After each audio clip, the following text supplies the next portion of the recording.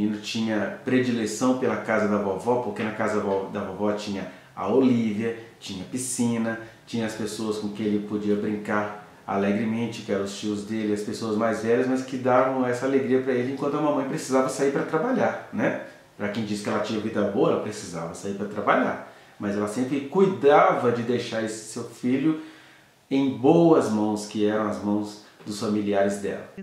Ele sempre queria ir para a casa de Bangu. Ele, mesmo com um condomínio, com uma infraestrutura boa, que tinha parquinho, que tinha piscina, que tinha brinquedoteca, eram pessoas novas dentro de casa, eram 3 pessoas adultas novas dentro de casa, era uma escola nova, que ele não tinha amiguinho nenhum. Eu não conhecia mães que tinham outros filhos para poder trazer lá na nossa casa ou levar ele em outras casas. As crianças do condomínio também tinham, algumas delas, a gente não conseguia muito contato, porque elas sempre estavam com as babás, e as faixas etárias disparavam muito, era de criança muito pequenininha até criança muito grande, e o Henri sempre foi aquela criança criada comigo e com os avós, então foi criado numa bolha. Na minha família não tem muita criança, e foi tudo muito novo para o meu filho. Então, ele começou a pedir muito para ir para a casa de Bangu. Ele tinha predileção pela casa de Bangu. Eu puxo até um adendo agora, porque eu lembro que em janeiro, assim que nós nos mudamos, os meus pais não conheciam os pais do Jairinho. E eu fiz um jantar lá em casa para que houvesse essa recepção entre eles no nosso apartamento e que eles pudessem se conhecer. E eu fiz um jantar, e foi um jantar muito, muito bom entre as nossas famílias. Nossas famílias se gostaram naquele momento. E o Henri pegou a minha mãe pela mão e falou assim: vovó, vou te apresentar o apartamento. Aí ele foi levando minha mãe em todos os cômodos da casa. Aí abriu a janela do quarto dele, dava de frente para a piscina, sabe? Era uma piscina grandona. Aí ele falava assim: vovó, aqui é lindo, né? Aí minha mãe falou assim: aqui é lindo, Henri, sua casa é linda. Ele falou assim: minha casa é linda, mas eu prefiro a casa de Bangu. Aí a minha mãe: mas aqui é tão bonito, aqui você vai ter criança, aqui você vai ter outras atividades. E ele falava assim: não, vovó, sua casa é muito melhor. Aí eu falei: então, a casa de Bangu é melhor. Para ele, era o lar dele. E ele ainda falou assim para mim: mamãe, foi a primeira noite que Henri ia dormir lá. E ele falou assim: mamãe, eu posso ir para a casa da vovó? Eu falei: mas é a primeira noite aqui, vamos dormir aqui, fazer festa. Aí ele falou assim: não, eu quero ir para a casa da vovó, eu quero ir para Bangu. A Olívia está lá, porque no apartamento que a gente estava não tinha varanda.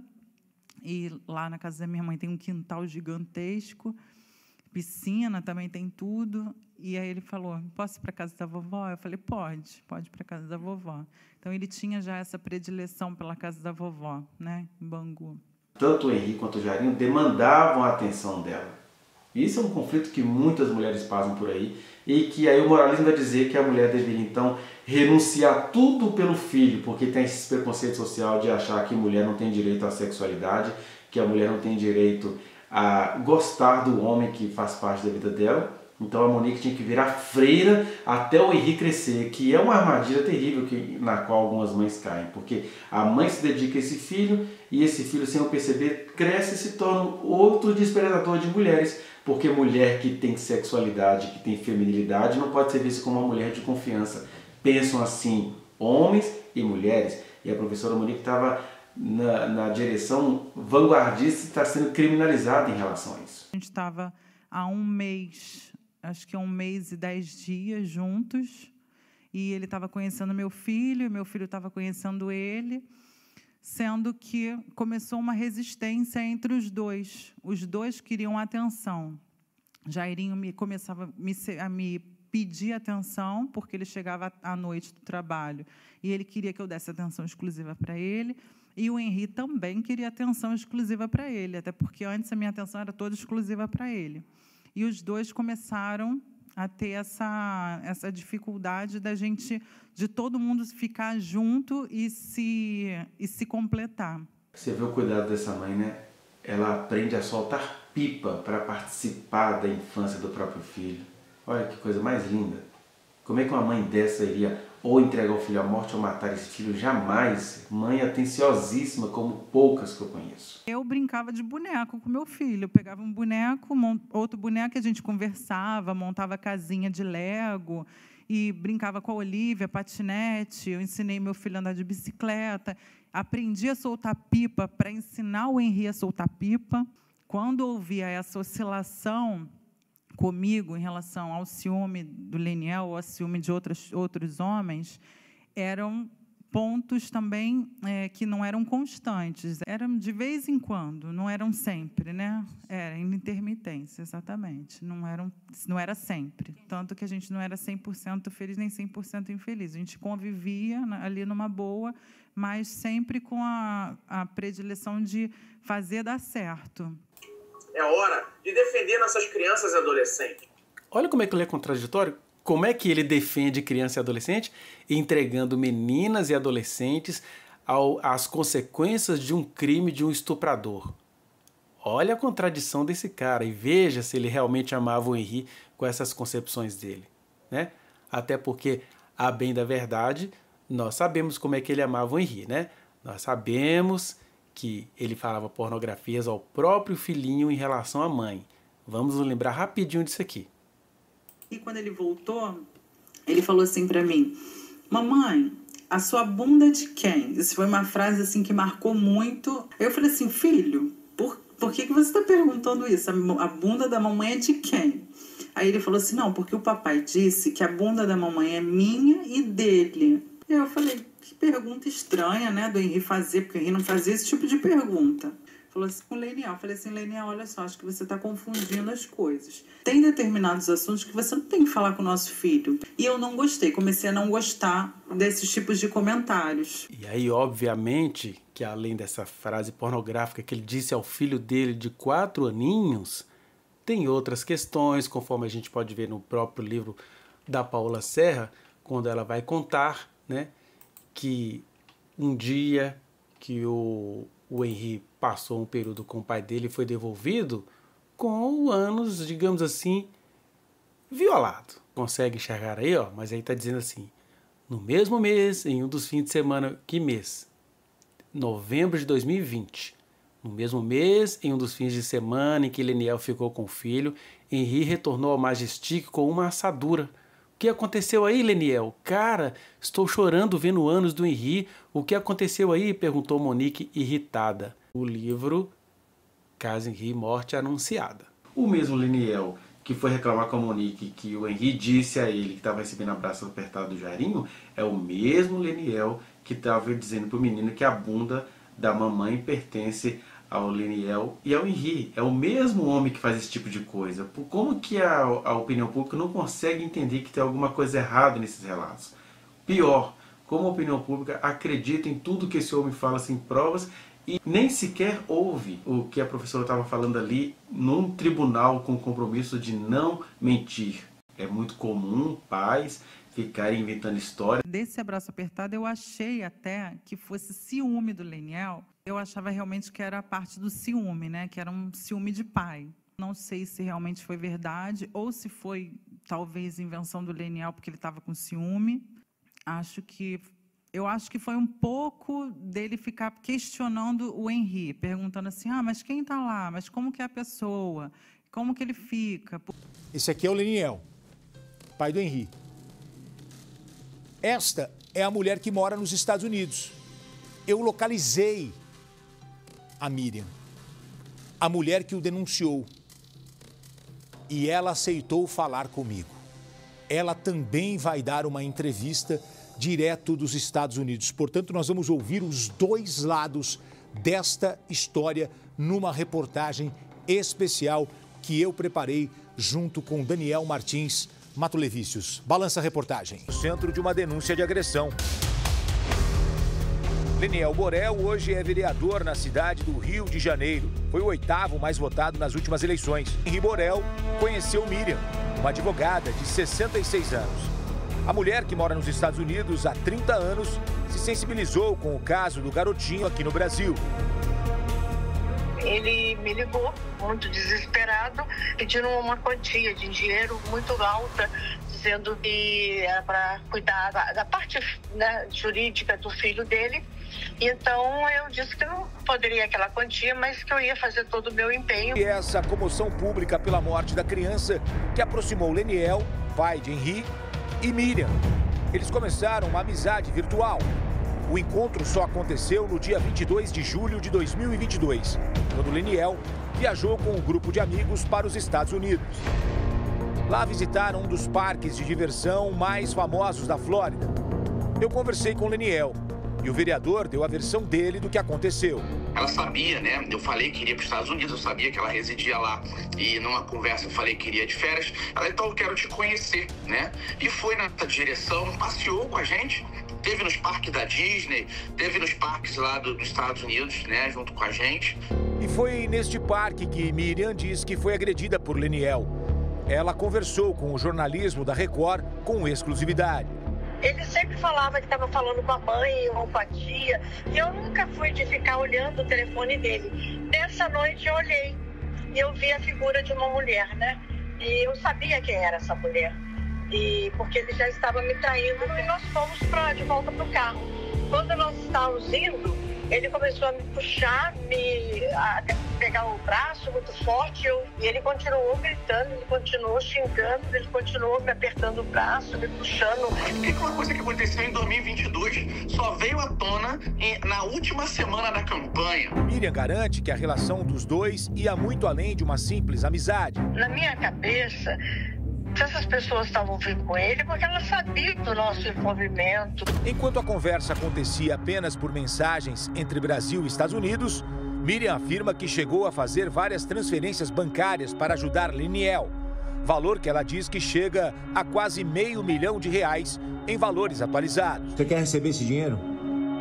Então a intenção, Tino, foi o tentei, quando já tinha deteriorado a relação toda. Ele simplesmente ignorou e falava para as pessoas que eu era um banco, que eu era apenas uma galinha dos ovos de ouro, e que se eu quisesse eu fosse para a justiça. A advogada garante que bancou toda a viagem de Leniel durante os 17 dias que ele passou nos Estados Unidos. Completamente caída por ele, do modo de dizer emocional, né? E aí eu peguei e providenciei essa viagem. Para mim, é fins políticos, né? A gente sabe, quem me acompanha o processo do meu filho. Sobre o episódio da suposta agressão no parque, Miriam diz que pediu na justiça uma medida protetiva contra Leniel Borel. Só que saiu antes do que a gente pensava. Não por causa de política, né? Eu tinha pedido que isso fosse numa época, para mim aqui, mais folgado, de férias, né? E não aconteceu, fomos pegos de surpresa. Questionada, Miriam diz que nunca teve qualquer envolvimento com política. Aliás, eu nem participei de nada político no Brasil. Isso tudo já estava com os meus advogados e eles decidiram colocar porque o Leniel começou a falar, a me defamar, a colocar coisas que não eram verdade. Miriam denuncia Leniel por agressão física e psicológica.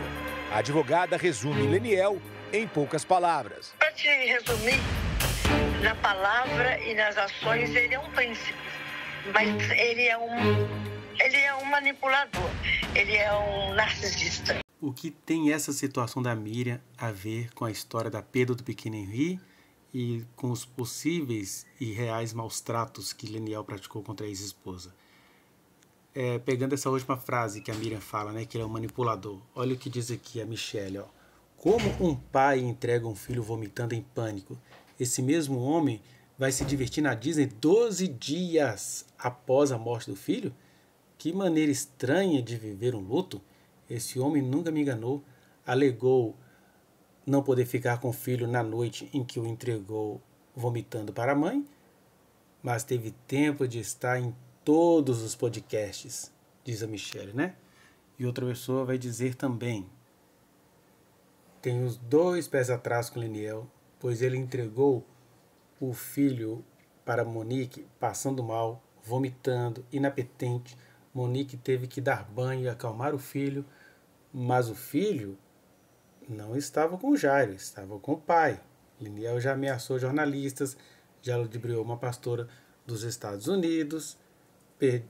Perdeu o filho? Perdeu. Triste. Mas ele está usando isso para se promover. Mais triste ainda. Então, este mesmo homem que fez isso com essas pessoas, com a imagem, com a memória do próprio filho, certamente tem feito coisas horrendas até hoje contra a ex-esposa que se encontra presa, apesar de inocente. Essa questão da banda, né, que ela vai relatar, é interessante que a gente vê como é que uma mulher numa situação tumultuada acaba sendo iludida pelo homem, porque como é que o Jairinho justificou a banda que ele deu no menino? Ah, esse menino é fresco, vai virar viadinho, eu brinco assim com meu filho, tá vendo?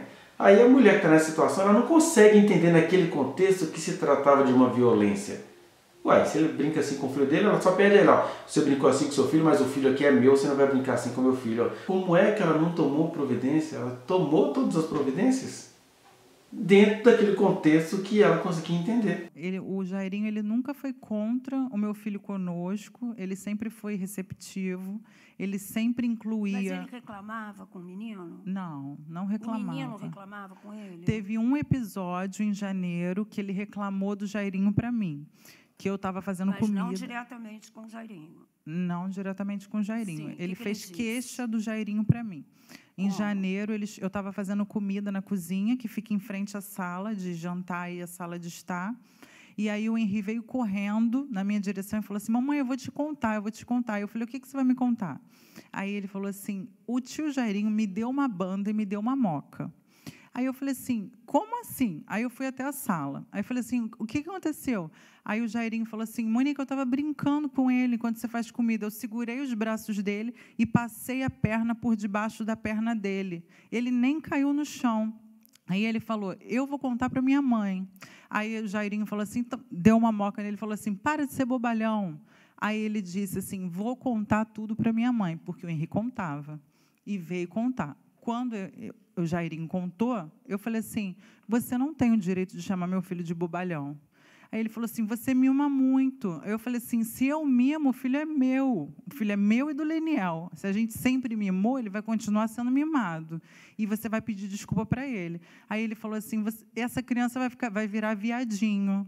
Aí eu falei, Jairinho, pede desculpa agora para o Henri. Aí o Jairinho pediu desculpa, falou que não ia brincar mais desse jeito com meu filho. E assim foi feito. Eu e meu filho, a gente não brincava de lutinha, assim. Então, não sei, assim, a gente não tinha esse tipo de brincadeira.